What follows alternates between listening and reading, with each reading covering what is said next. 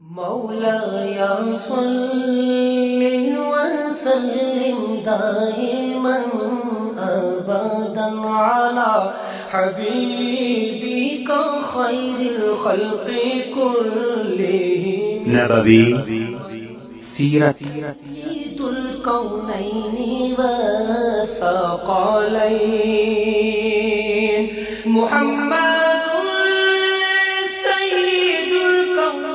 په دې خبرونه کې به تاسو ته د رسول الله صلی الله علیه وسلم د ژوند حالات په تفصیل سره وړاندې شي.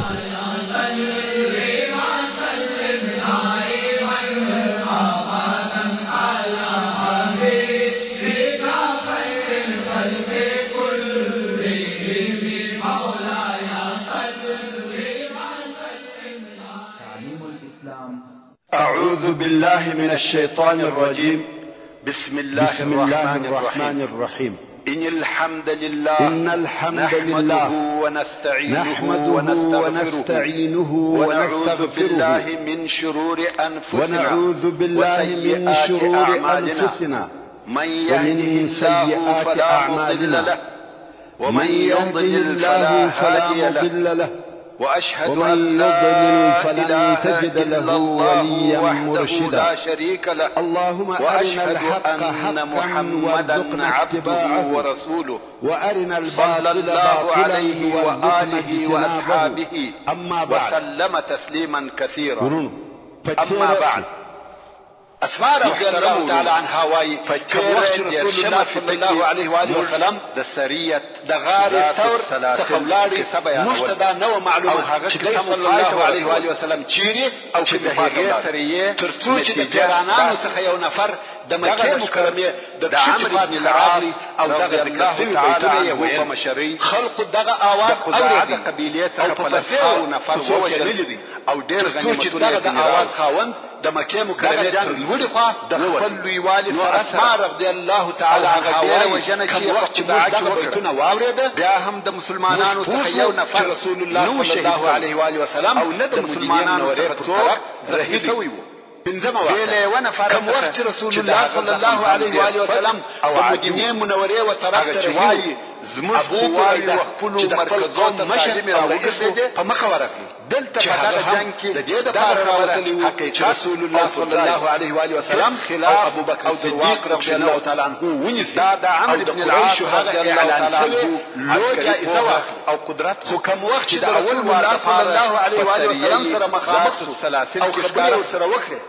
پر هغه ځای د خپل قوم د عسکري عظمت مسلمان د مصر په فتح کولو کې ښکاره او روښانه خپل لنګوټه چې د مصر هغه او کامیابه فتح وکړل او دا اعلان وکاوه چې د امن او سلامتیا پاچا راغلی. ټول واقعات به بیا چې دنیا په عدل او انصاف واوري کوم چې د صدیق او فاروق رضي الله تعالى عنهما د سیرت په نامه سره یادېږي. دغه تاریخ د رسول الله صلی الله علیه و سلم معلوم دي کوم چې د حدیبیه د صلح او د مکې مکرمې په مابین کې او هغه وخت خلقو داسې اعلان کاوه چې د امن او سلامتیا پاچا راغلی پاچاهانو ته رسالې ولېږل شوې او بیا د مکې مکرمې د فتح د مخه صلی الله علیه و سلم واقعات نو بلکې دغه کسان چې پر د صلی الله علیه و آله وسلم او دغه د ارهابي تهمت او تور پروايي هغه فرق راوړي کوم چې د مسلمانانو په ژوند کې د مکې مکرمې په منورې په لار کې رسول الله صلی الله علیه و آله وسلم فتح د مخه او بیا د فتح ورغلی د مسلمانانو ژوند تجارت څونه فرق وکړي د شام څخه راځي هم د مکې مکرمې تر فتح د مخه ورسول الله صلی الله علیه و آله وسلم داخلي سوي وي صدیق رضی الله تعالی عنه ته اسلام تابع جوړه سپین کالی و مسلمانانو کوم وخت رسول الله صلی الله علیه و آله وسلم هم په مسلمانانو کې د خلق اقتصادي ضعف او غدر غریبی او منورې ته خبر راغی چې رسول الله صلی الله علیه و آله وسلم هجرت راکړي تر اوسه مګر څنګه چې دوی صلی الله علیه و آله وسلم مقاومت کاوه ورځ په غار ثور کې اسلام او مسلمانانو ته په کمین کې د مدینه منورې مسلمانان نه پوهېده چې څه وخت راورسېږي مثلا او بل دا چې دوی صلی الله علیه و آله وسلم پر هغه معلومه مسلمانانو پر ضد بلکې پر بل نه وي هغه معلومه د اسلام شوی دی او همیشه بالکل حال نور معلومه دي چې کله پر مدینه منوره حمله نو د مدینه منورې مسلمانانو څه کول مصعب ابن عمیر رضی الله تعالی عنه هر ورځ د ټول مسلمانانو سره د رسول الله صلی الله علیه وسلم د هجرت ته راوتی د رجب په میاشت کې لپاره چې د رسول الله صلی الله علیه وسلم مقام او درجه عزت او احترام تر صلح د منورې و نور خلق ته او هغه قول رسول الله صلی الله علیه وسلم د مسلمانانو په زړه کې کتابونه متابعت بدغه راوتلو کې هجرت په اتم کال لو معنا په بیان کړ هغه دا چې رسول الله صلی الله علیه وسلم د رجب په میاشت رسول الله صلی الله علیه وسلم بلکې علاوه پر د مدینه منورې حاکم او عامر بن جراح او دغه ټول مسلمانان په مشرۍ صلی الله علیه وسلم د جزاء ورکولو لپاره ولېږل نو دا چې هر سریه کې 300 نفر و دغه راوتلو د مدینه منورې یو حضرت عمر فاروق رضی الله تعالی عنه هم راوتل حتی یهودانه قبیله ذکر ټول مدینه منورې د پاره د رسول الله صلی الله علیه و آله وسلم راځي حرکت د رجب په میاشت نو هر ورځ به او د رجب میاشت د هغو میاشت راوتل چې جنگ او پر حالار چې د مکه مکرمه څخه و مدینه منورې ته راتله په شعبان کې صلی الله علیه و آله وسلم شعبان د هغو میاشت څخه دی چې جنگ تر ماپښینه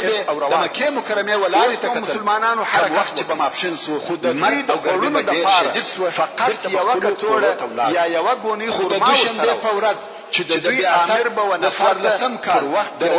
اول د ناشته اتمه ورځ د دغه سریه د افراد څخه یو نفر وایي چې ما د ځان سره وویل دغه یو دانه خرما په ذکر د سپتمبر د میاشتې خود دغه یو دانه خرما په قدر صلی الله علیه وسلم چې هغه منورې ته راوړل خلاص شو دا دې درته معلومه وي چې د رسول الله صلی الله علیه وسلم هجرت د دوی محرم د میاشتې په اوله نو دا د مسلمانانو اوله د محرم او غریبۍ چې د هجري کال شروع بلل کېږي چې خوراکه کال د شروع په سبب ده او د میاشتې د منځلو په حساب جزیرة العرب په صورت عموم سره غریبان او مسکینان رسیدل نو اوس چې د مسلمانانو خواړه بالکل ختم شو او د خوړلو د پاره هیڅ شی نه درلود او د مسجد نبوي منطقې چې د درختو بلګونه خپل د ربيع الاول وهغه بلګونه چې شاخ راکش کې رسول الله صلی الله علیه و آله وسلم او ابو بکر صدیق رضی الله تعالی عنه په دغه سریه چې په دغه طریقه سره د درختو بلګونه خپل خلک دغه نامه سره وبلوتلی او د رسول الله صلی الله علیه و آله وسلم انتظار یې کړی وو چې مسلمانانو د دوی په شپه او ګرمي شدیده او رسول الله صلی الله علیه و آله مسلمانانو سره د خپرېدو د پاره نو دوی بیرته د کورو یا بل حیوان هم نو کوم وخت چې دوی کورو ته ورسېده او د انتظار په ځای کې بل څوک نه و بل یو يهودي څخه دوه او شو سره وخت په سر کې وړه خواړه او په بارولې د رسول الله صلی الله علیه و آله وسلم دراتک په انتظار کې نور خلک هم رضی الله تعالی عنه هم وو ځکه چې د اشراف څخه د عربو او سخي سړی نو دغه يهودي چې یوازې د مسلمانانو دغه بد حال ولیدي د لري چې د لوږې څخه بلګونه صلی الله علیه و آله وسلم او د اصحاب ولید چې را رهید یا یې ډېر لري صحرایي عرب او په لوړ اواز نه یا بني قیل د هغو سره يعني شان قیل اولاده قیس رضی الله تعالی عنه ته او خزرج د قبیلو دغه اوشانو څخه یو څه فرمان نه خرڅوي او يهود او دغه قبیلو ته او خزرج نه وي قیس رضی الله تعالی عنه مگر اوس زما سره مال او پیسې نشته یا بني قیل کوم وخت چې موږ بیرته مدینه منورې ته ولاړ بیا به تاسو ته دغه اوشانو په قیمت کې د مدینه منورې فرما دغه بخت او نصیب عرب وایي د دې سودا رسول الله صلی الله علیه و آله وسلم درته خبر ډیر ژر نشه په مدینه منوره کې راکوي هغه مسلمانان چې کورو ته رسیدلي وو په تلوار یې اسلحه راوخته ابن سعد ابن عباده الله اکبر عرب هو الله د تکبیر ناره په بني عمرو بن عوف کې واوریدل شوی هل سهم مسلمانانو رسول الله صلی الله علیه و آله وسلم پراتک د خوشحالۍ تکبیرونه شروع کړل او په تلوار رسول الله صلی الله علیه و آله وسلم دلو او چې دغه بیعه په پورته انصار او مسلمانان او قیمت الله صلی الله علیه و آله وسلم راغلي په شوق او محبت سره د شاهدانو په جمله کې د عمر بن الخطاب رضی الله تعالی عنه څخه په دغه وخت شاهدي رسول الله صلی الله علیه و آله وسلم عمر رضی الله تعالی عنه او د الله عز وجل دا قول پر چې د سوره التحریم 3 نمبر آیات مال نه لري مال یې ټول د پلار دی هو مولاه او جبريل وصالح المؤمنين والملائكة بعد ذلك الظهير صحرايي وي يعني بشك هم هغه الله چې پلار دی کومکونکی او مددگار دی او همدارنګه جبريل او صالح المؤمنان کومکونکی او شی رانیسی ملائکه کومکونکی قیامت ورنکی عروة ابن زبير رضي الله تعالى عنه وايي كم وقت مسلمانان رسول الله صلى الله عليه وآله وسلم سره یو ځای شو نو رسول الله صلى الله عليه وآله وسلم رهي کړ تر څو چې بني عمرو ابن عوف کې واړو او دا ربيع الاول په میاشت کې د دوشنبه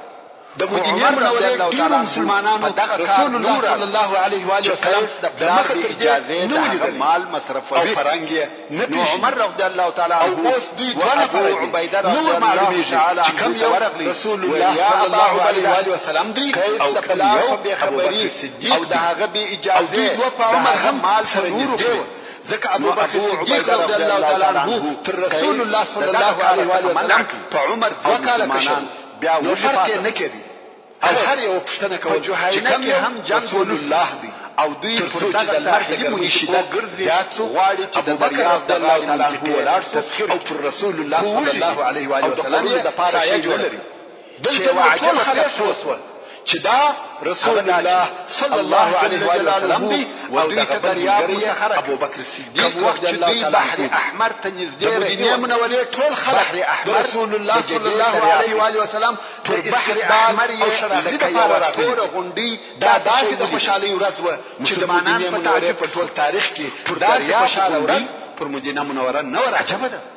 اوس مسلمانان پر رسول الله صلی الله علیه و آله وسلم راټول الله جل جلاله د دریاب څخه د دریاب وغاړي تر رسول الله صلی الله علیه و آله وسلم مسلمانان وجوه نو یې دغه ماهی په خورل حرام په کور کې واړه دغه ماهی د دوی د صلی الله علیه و آله وسلم په قبا کې خوري او په دغه منطقه کې د جهاد لپاره یوې او بل خاطر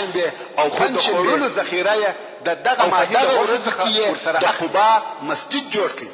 او دا مسلمانان تقریبا یو میاشت دغه منطقه کې پاتې شو په دغه منطقه کې رسول الله صلی الله علیه و آله وسلم چې اول کار په مدینه منوره کې کړی دی هغه مسجد جوړول خو خوړل دغه ماهی اسلام کې د مسجد دغه ماهی لویوالي په حدیث شریف کې بیانېږي مسجد یوازې د منځ ځای نه دی بلکې مسجد په اسلام کې د هر شي او هر کار مرکز دی نو یې نفر امر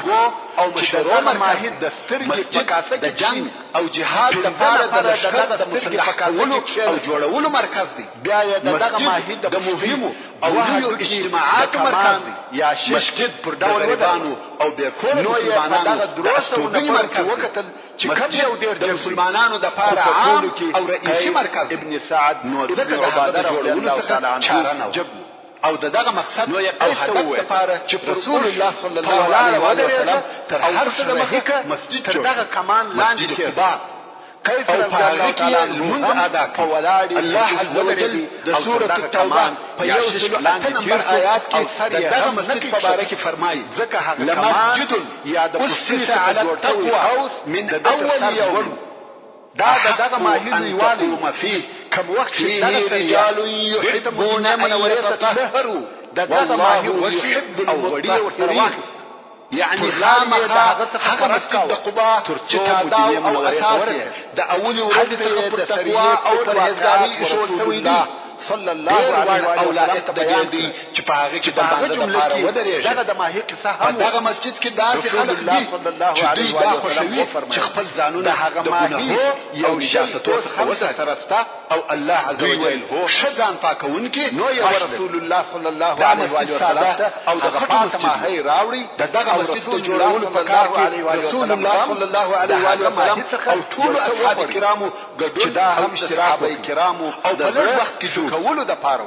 رسول الله صلی الله علیه و آله وسلم د هغه واقعات څخه یو څل لږ ورځې کرامه تر فتح دوشنبه سهشنبه چهارشنبه او پنځشنبه دالتو محترم خلق مرتراتله او د رسول الله صلی الله علیه و آله وسلم سره به پیژنده هغه فتح رسول الله صلی الله علیه و آله وسلم د خلق ژوند او د اسلام کارونه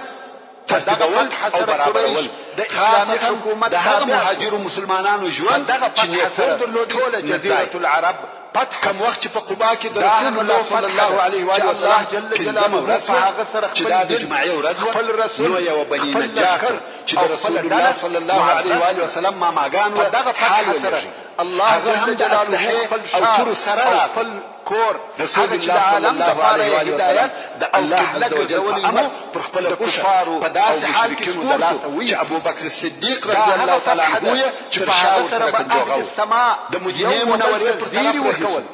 پلار کې دغه فتح واسطه خلق د الله جل جلاله د مدینه منورې خلکو دغه د مخه د جمعې المنځ دغه فتح په واسطه او اول هغه ځکه مخ په الهي نور سره روښانه هغه اسعد دغه فتح سره د اسلام شان او شوکت پر نور ټول ادیان د جمعې المنځ اسعد ابن زراره رضی الله تعالی عنه په خپل منل سوی دین او دغه د جمعې اول مکه مکرمه د عربو د مجد او عزت مرکز نو د دې جهت اسلام د علماء وایي چې د جمعې د المانزه د شرطو لکه څنګه چې د حدیبیې د صلح په وخت کې سرویش د کم ویل چې دغه صلح د مادو څخه د یوې ماده مضمون او مفهوم د خلق تعداد یو سرویش هر قبیله چې وغواړي چې په دغه صلح کې د محمد صلی الله علیه و آله وسلم وطرف او عهد کې شامل شي کولای یو بل صحیح حدیث او هر قبیله چې وغواړي چې په دغه صلح کې د قریش په عهد د جمعې په شامل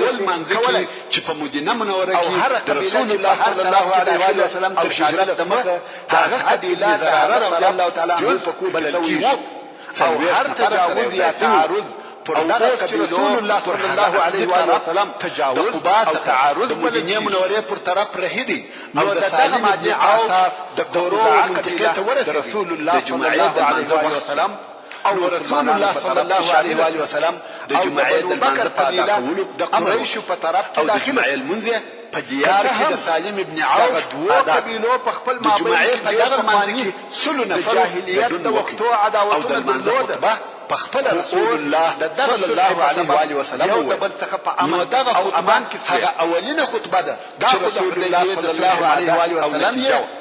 د شروع څخه د اسلام د مکه مکرمه د فتح د واقعو رسول الله صلی الله علیه و آله وسلم اوله خطبه دغه خطبه چې د بنو بکر دیار کې د بنی سالم قبیلو په مابین کې موجودي او دغه ځای د قباء او د دوی دشمنی د جاهلیت د جمعې کلام موجوده رسول الله صلی الله علیه و آله وسلم مستپوری دوام داخل او دا دوه قبیله کافر رب د شار نوم مگر خدا مدینه الرسول صلی الله علیه و آله وسلم سره بدل صلح ورسته خنن ورته دوی ډیر نفر اسلام ته داخل مدینه منوره ورته ویل کیږي په عمومي ډول د حدیبیه منوره په تاریخ واسطه یو روښانه او قبیله کوم مسلمانان و په دغه ورځ چې رسول الله صلی الله علیه و آله وسلم او مدینه منوره ته داخليدي او بنو بکر مدینه منوره تورونه او د قریش په طرف کې شامل چې د هغوی حلفاء بلل کېده او د انصار جنوب بنو بکر او خزاعه رسول الله صلی الله علیه و آله وسلم په استقبال کې او دغه موجود و په ګډه او هر وخت چې بنو بکر او خزاعه په مابین کې جنگ علينا من ثنيات الوداع وجب الشكر علينا ما دعا لله داع څو واره بنو بکر په خزاعه حمله کړې و جئت بالامر المطاع جئت شرفت المدينه مرحبا يا خير داع هم به پر شا ولاړ فسار صلى الله چې عليه دغه وسلم شکست او وژنې به نور هم د دوی زړونه د حسد او عناد او دک او همیشه به دوی په دې انتظار کې و چې کله به پر خزاعه د هغو په بې خبري کې حمله وکړي چې خپله بدله او انتقام واخلي مګر خزاعه به همیشه مسلح او باخبره ګرځېده و بنو بکر ته یې هیڅ موقع نه ورکول چې هغه دې خپل مقصد ورسېږي خپل پوره احتیاط یې کاوه دا خو د بنو بکر او خزاعه زوړ تاریخ کوم وخت چې د حدیبیې صلح وسوه بنو بکر ځان په قریشو کې داخل کړي او خزاعه بیا د مسلمانانو په طرف کې داخل شو اوس چې صلح جاري او روانه ده زړې دشمنۍ آرامې شوې هغه خزاعه چې پخوا به احتیاط کاوه اوس مطمئن شو چې صلح وسو او جنګونه آرام شو پر دې سربیره دوی د رسول الله صلی الله علیه و وسلم متعاهدین او حلفا دي. د حدیبیې د صلح د شرطو یا مادو څخه یوه دا وه چې هر تجاوز او تیری چې پر خزاعه وسي هغه پر مسلمانانو تیری او تجاوز بلل کیږي. نو د خزاعه قبیلې ته پوره اطمینان حاصل و چې بنو بکر اوس پر دوی حمله نه کوي، ځکه چې دوی اوس په اوربند کې دي او د دغه اوربند موده هم 10 کاله ده. نو ځکه دوی په فارغه زړه ګرځېدل. بې له بیرې او تشویشه به مکې مکرمې ته تله، طوافونه او عبادتونه به یې کول. پخوا خو به همیشه په بیره کې وه، په احتیاط او مسلح به ګرځېده،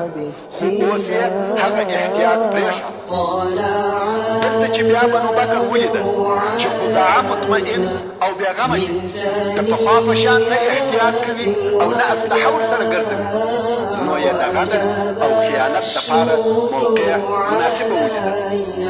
د بنو بکر رئیس نوفل ابن معاویه الدیلي و قریشو ته ورغلی، ویل تاسې خو وینئ چې خزاعه اوس مطمئن او بېغمه دي، نو زما نیت دی چې غدر ورسره وکړم او غواړم چې تاسې مې کومک وکړئ. د مکې مکرمې او قریشو د ډیرو مشرانو سره یې په دې باره کې مشوره وکړه، خو د قریشو اکثرو مشرانو منع کړه، مګر د قریشو ځینې مشران لکه صفوان ابن امیه، عکرمه ابن ابي جهل، سهیل ابن عمر او ځینو نورو موافقه ورسره وکړه. دلته دوی پر غدر او خیانت اتفاق سره وکړه. هلته بیا د خزاعه د قبیلې نفر د عمرې دپاره و مکې مکرمې ته رارهي سوي دي او هلته د باندې تر حرم یې په یوه منطقه کې د یو اوبو سره واړول چې و دغه اوبو ته الوتیر ویل کېده. دغه منطقه تر هغه لوی حرم چې مخکې مو درښو ولې دوی د باندې وه. ویل نن شپه به دلته راحت وکړو، سبا به و حرم ته داخل سو او بیا به د کعبې شریفې سره خپل عبادتونه کوو. اوس نو دغه د خزاعه په خلقو کې مسلمانان هم شته او کفار هم شته. مسلمانانو یې د شپې لمونځ او عبادت کاوه او مشرکان یې بیده وه. بنو بکر چې د خزاعه په دغه ډله خبر سوه چې دلته شپه تېروي او د هر څه څخه بې خبره دي، نو یې د حملې دپاره خپل ځانونه اماده کړه او په نیمه شپه کې یې د خزاعه پر دغه ډلې حمله وکړه. هغه خلک چې د خوبه سره راپورته کېده، بنو بکر بیا په دغه اوله حمله کې د خزاعه 3 نفره وژلي وو. خزاعه چې دغه حال ولیدی، ټول د حرم شریف ورپاته سولي، تښتي او د حرم شریف منطقې ته داخل شو. په حرم شریف کې خو جنگ او وژل نه دي. دا هغه مشهوره بیتونه دي دلته نو د بنو بکر منورې مسلمانانو وهغه خپل رسول الله صلی الله علیه و وسلم په استقبال ویل الحرم او ټول مسلمانان ډېر خوشاله وو. یعنی موږ اوس چې رسول الله صلی الله علیه و وسلم مدینه منورې ته داخل شو، مشر نوفل پر هر کلي چې راځي لوی فجور د کلي مشرانو به د رسول الله صلی الله علیه و وسلم اوښه ونیول او غوښتل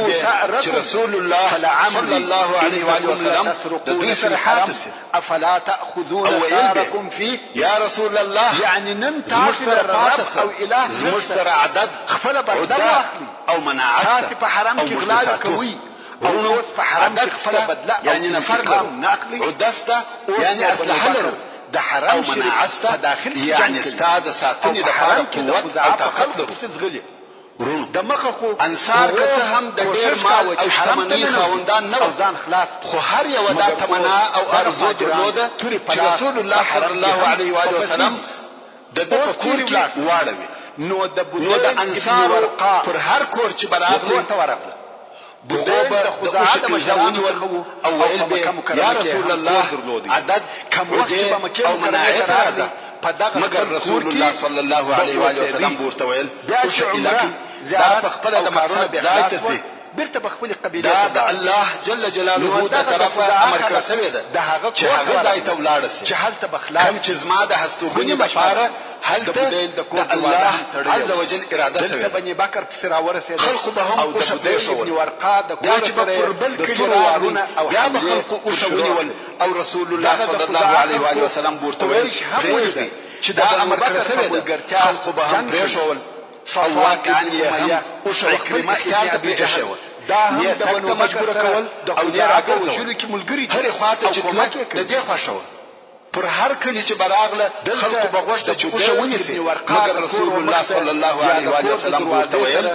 خزاعه شل نفر ووژل ترڅو چې دغه اوسني مسجد نبوي ودای ته ورسېد خپلو ځانو څخه دفاع وکړي او خرابان ځکه او دام ذکر پرد لشکر او مسلح دي او هلته د قریش اشراف او مشران هم رسول الله صلی الله علیه و آله وسلم پر وخت د سهار نبی ښکار کېده او شدا ولاړه جنگ مشهور یو څو لاړه خو په دغه وخت د قریش مشران ځانونه ګوښه کړ او پر هغه اولنی ځای بیا چوک ویل کروشنایي سو پیژندل مبارک او مشرف ځای چې الله جل جلاله ځکه موږ نه غواړو مبارک کړي او مشرف کړي وو دلته نو رسول الله صلی الله علیه و سلم حال دا چې د خدای د قبیله څخه رسول الله صلی الله علیه و سلم د ماماګانو د بنی نجار د کورو سره او د قریش په حضور الله عز وجل توفیق هم په دې جنگ کې واقع ځکه د رسول الله صلی الله علیه و سلم هم د عاشو چې د خپل ماماګانو سره واړوي او د علیه الصلاة والسلام منظور دوی مکرم کی د خزاعه د قبیله مشران رسول الله صلی الله علیه و آله وسلم راټول او خبري ورسره کوي پر دې سره هر وایي چې زموږ قرار هر څه د مخه خو ابو ایوب انصاری رضی الله تعالی عنه په تلوار راغلی او د رسول الله صلی الله علیه و آله وسلم سامان یې د اوښ خواخ د پاره آماده او تیار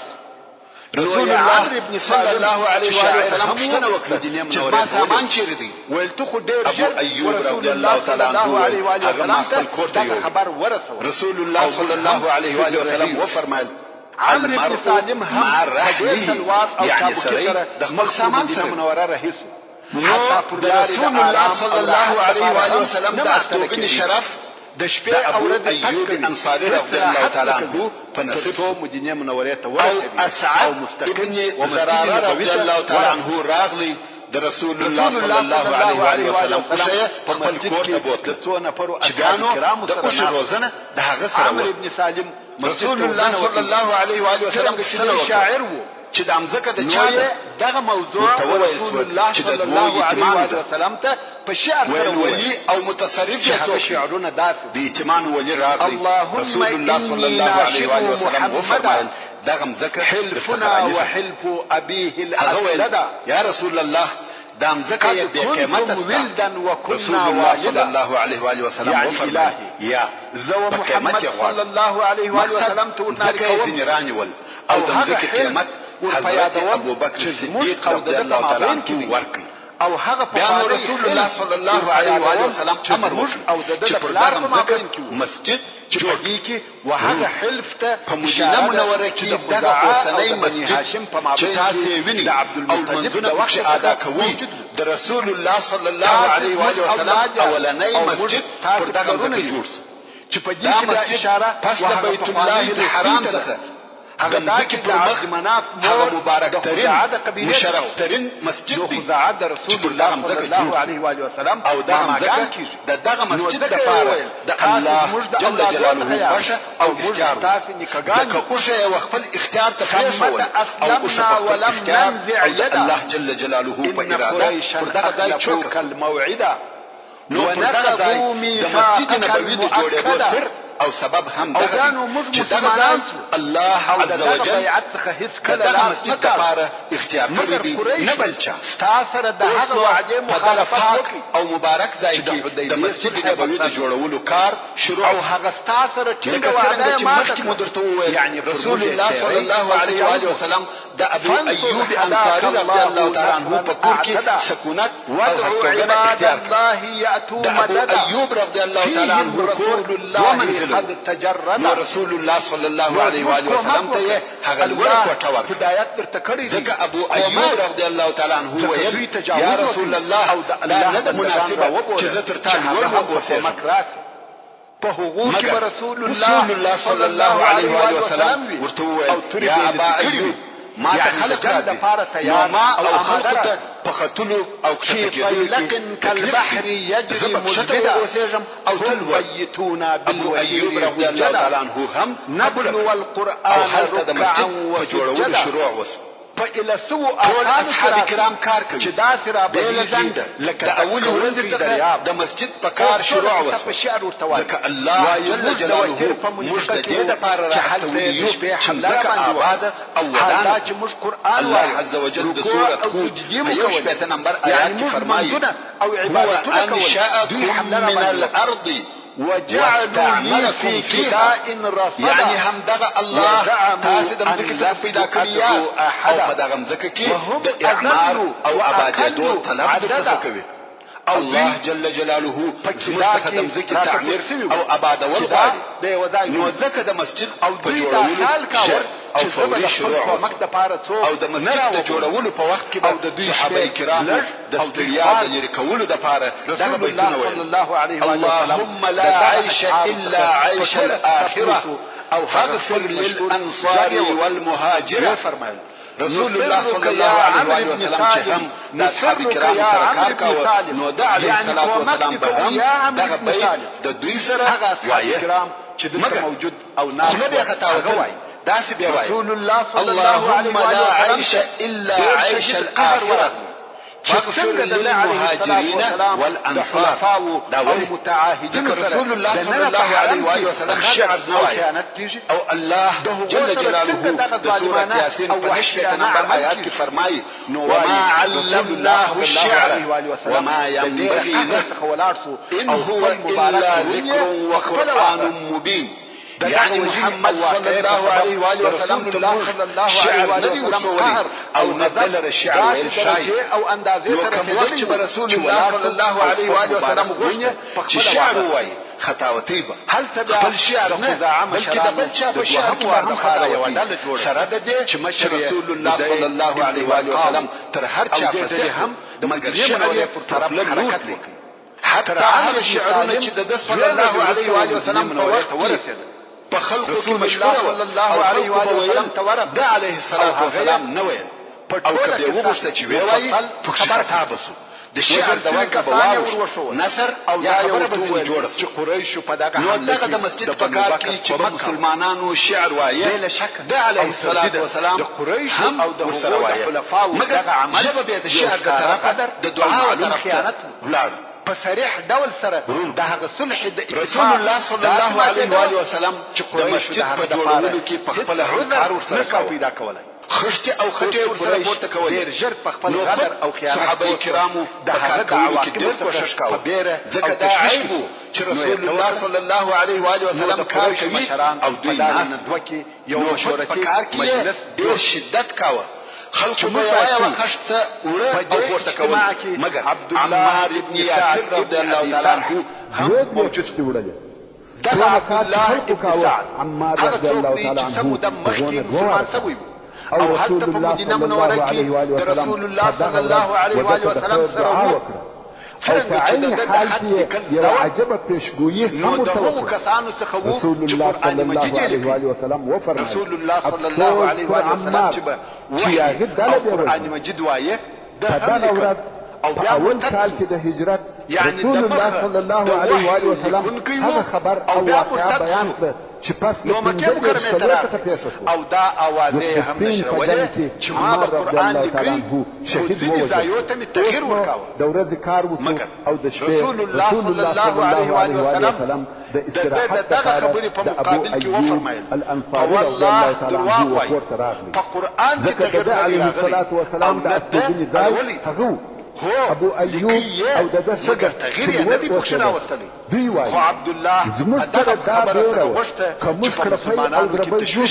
رسول الله صلی الله علیه و سلم په تکلیف کېږي نو د دغه لوړې خونې په یوه کونج کې په ډېر احتیاط بېجېږو ځکه نه غواړو چې رسول الله صلی الله علیه و سلم ته د علیه الصلاة والسلام د احترام عزت ځکه ما ژوند ورسره کړی او په مدینه منوره کې یوه شپه کې موږ ته یو تکلیف پېښ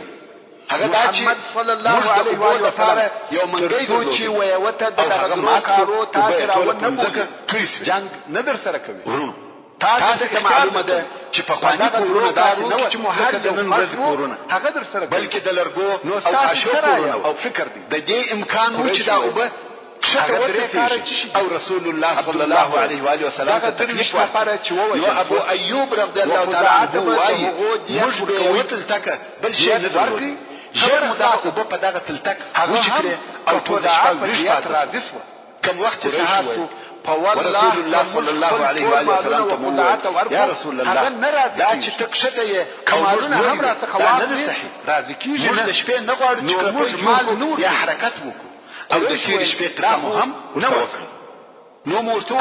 چې موږ غوښتنه ده چې ټول ور بلار سي او مشکته ووسو محمد الله صلی الله علیه و سلم دا د دې غوښتنه قبول کړه او هغه لوړ منزل ته ځکه بنو بکر ابو ایوب رضی الله تعالی عنہ خیانت کړی موږ به د شپې خواړه تیار کړو او رسول الله صلی الله علیه و سلم ته به مو خپل ځانونه دا چې به مو هغه پاته خواړه د صلی الله علیه و سلم ته او ام ایوب چې موږ په دغه کار نور هغه د علیه الصلاه والسلام د لاس وهلو د ځای څخه خواړه خوړل حتی دغه کار په سبب موږ رسول الله صلی الله علیه و سلم ته داسې خواړه ولېږل چې په هغه کې مو تاسو مسلمانان غواړي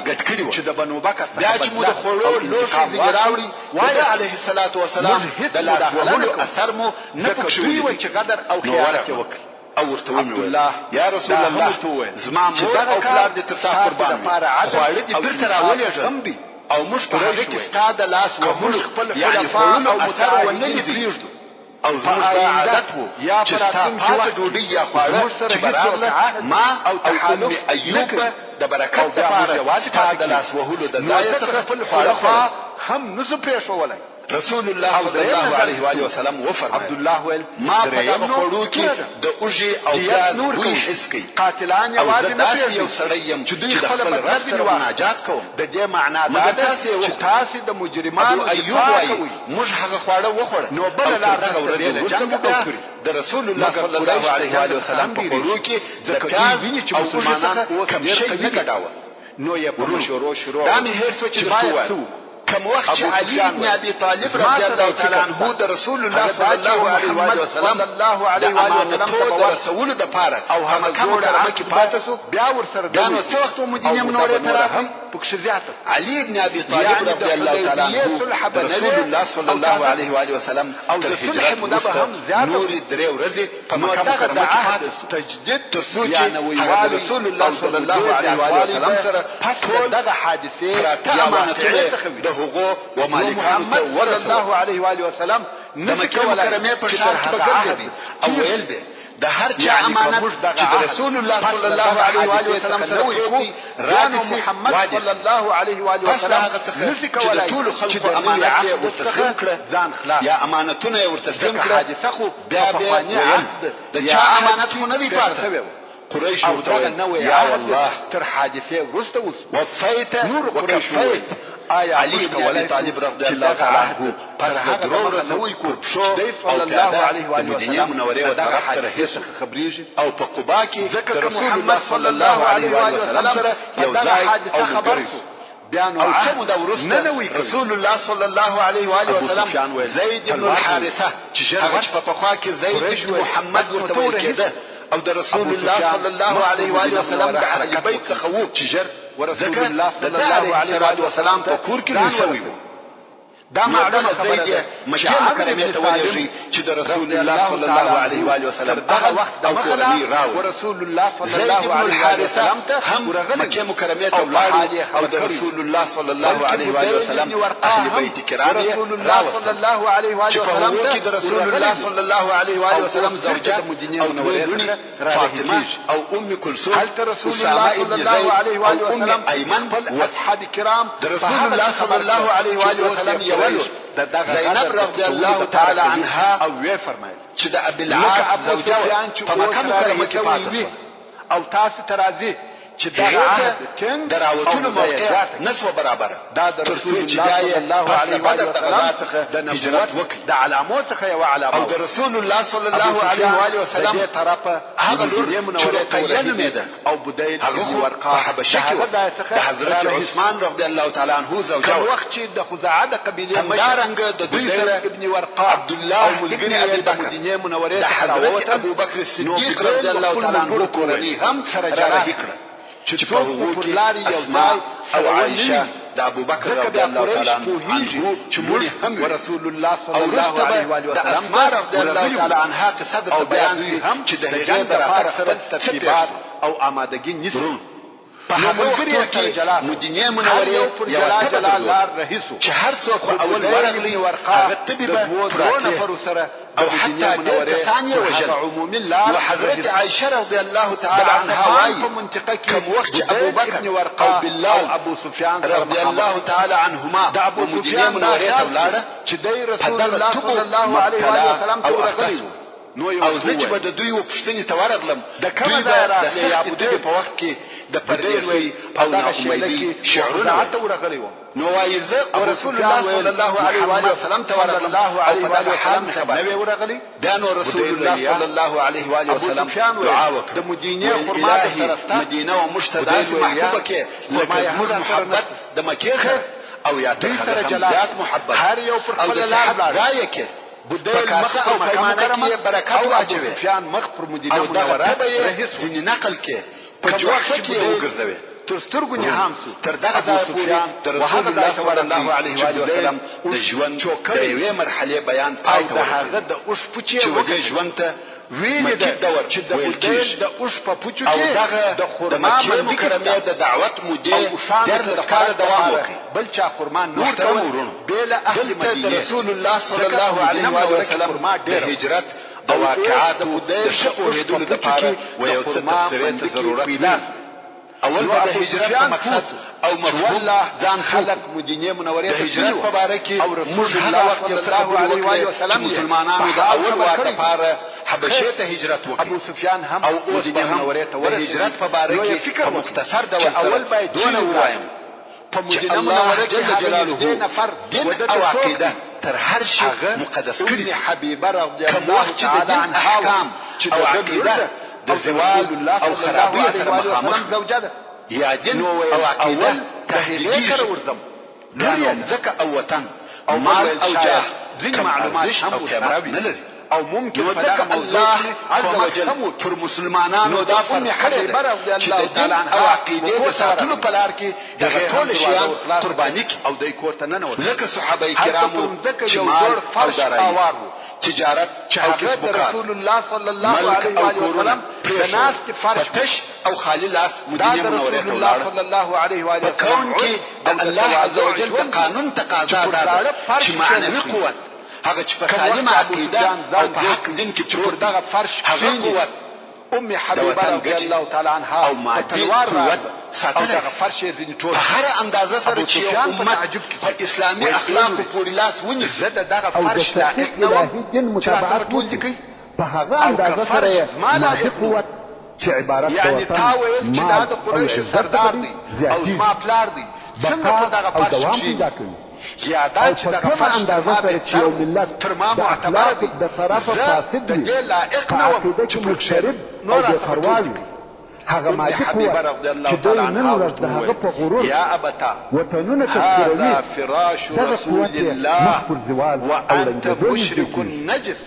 چې دغه خبرې د تصدیق لپاره رسول الله صلی الله علیه و سلم فرش دی ته مشرک او نجس ته نن ورځ وینې چې یو بد اخلاق ملت د عقیدې د طرفه د حق څخه لري یو ملت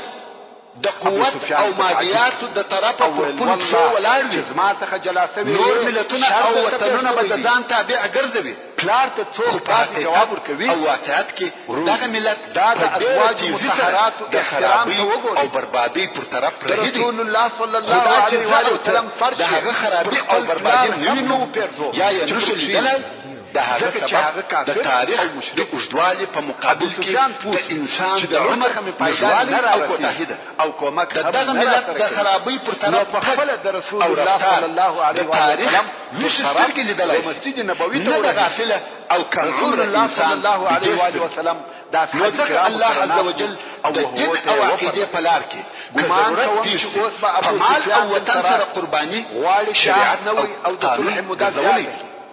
دغه قرباني د مسلمانانو لپاره بیرته د مال او وطن خپل خلفاء او متعهدین یې یوازې نه پرېښود او جنګ اوله مرحله کې دوی دغه ټول شیان د لار او حیله نه و پاتې دغه حقیقت د اثبات لپاره د مکې مکرمې څخه و مدینې منورې ته د رسول الله صلی الله علیه وسلم هجرت خپل خبره نو پوره کړې چې ابو سفیان راغی په ظاهر او ښکاره رسول الله صلی الله علیه وسلم او ضایع یا ابو سفیان مالونه او کورونه پرېښول یا محمد زموږ په اصطلاح الله علیه وسلم د مکې مکرمې څخه زموږ او ستاسو په مابین کې دا د هجرت د وطن ساتل فائدې مو ولیدلې تجارت مو په اطمینان سره چلیږي قافلې مو په امان تیریږي د هغه دین او عقیدې فارغ چې دوی د هغه د ساتلو لپاره وطن پرېښی وو نوی کو وهغه وطن ته فاتح او کامیاب نور هم زیاته کو رسول الله صلی الله علیه وسلم آیا رسول الله صلی الله علیه وسلم د وجلو اراده کړې چې د هغه په سبب غواړي چې نوې کوي اوس په رسول الله صلی الله علیه وسلم د هجرت مهمه او ښکاره د صلح پسندو کې درته بیان کوم رسول الله صلی الله علیه وسلم ښکاره شي چې موږ د رسول الله صلی الله علیه وسلم د هجرت څخه را معلومیږي جمله کې اشاره وکړه چې رسول الله صلی الله علیه وسلم د ټول اصحاب کرامو د جمهوریت حضرت ابو بکر صدیق رضی الله تعالی عنه اختیار چې په دې سفر کې رسول الله صلی الله علیه وسلم او د نتیجې ته ورسېږي علماء کرام رسول الله صلی الله علیه وسلم د ابو بکر صدیق رضی الله تعالی عنه امان راولي د محبت اندازه باسي يعني کله اصحاب کرام څخه یو نفر ووایي ټول اصحاب ما د خلقو په مابین کې جوار او امان راوستلی دي او دا جوار رسول الله صلی الله علیه وسلم څخه هم رضی الله تعالی عنه د خلافت او لایق دا جملې د هغه وخت د قبیلو یا قبیلوي ژوند اصطلاحات نور ډېر شیان مثلا رسول الله صلی الله علیه وسلم خپل مریضی کې ابو سفیان د منزل امامت لپاره ابو بکر رضی الله تعالی عنه خلیفہ ګرځاو د یو مشر په واسطه تاکید کاوه چې د خلقو د منزل امامت په يعني جنب الله تعالی عنه څخه محترم ورونه زموږ د بحث په هغه صحیح حدیث کې چې رسول الله صلی الله علیه وسلم فرمایي کما د ځان د پاره خلیل پیدا کولای نو ابو بکر باندې د ځان خلیل ګرځولای رواه مسلم والحمد لله رب العالمين عز وجل بخبل احسان سره ابو بکر رضی الله تعالی عنه دغه امتیاز او لائق ګرځولای ابو بکر رضی الله تعالی عنه رسول الله صلی الله علیه وسلم په ملګرتیا کې د صدق او اخلاص یو نمونه او مثال دې اسانه اوس د اسلام راډیو رسول الله صلی الله علیه وسلم په ملګرتیا او د هغه د پاره قربانول موږ ولیدل چې رسول الله صلی الله علیه وسلم ته وویل تر هغه به ته غار ته نه ننوځې تر څو چې زه ورنسم. محترم ورونو زموږ د بحث پاتې حسابه ان شاء الله تعالی پراتونکي کې واوري. سبحان ربك رب العزة عما يصفون وسلام على المرسلين والحمد لله رب العالمين. د اسلام د مبارک دین بشپړ تعلیمات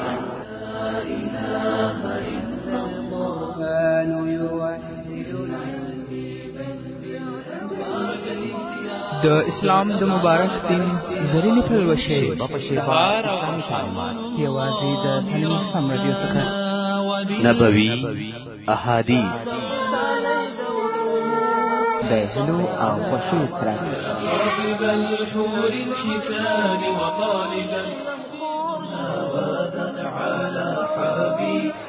نبوي سیرت حیات الصحابه عالم الاسلام رادیو په کندهار ښار کې لومړنی شخصي اسلامي رادیو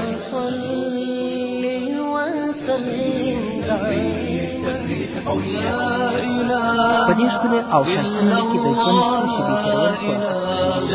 عالم الاسلام رادیو د هیلو او خوښیو سرچینه د کامیابۍ راز د الله جل جلاله په عبادت کې نغښتی دی. زمانہ لري دوام تا بنا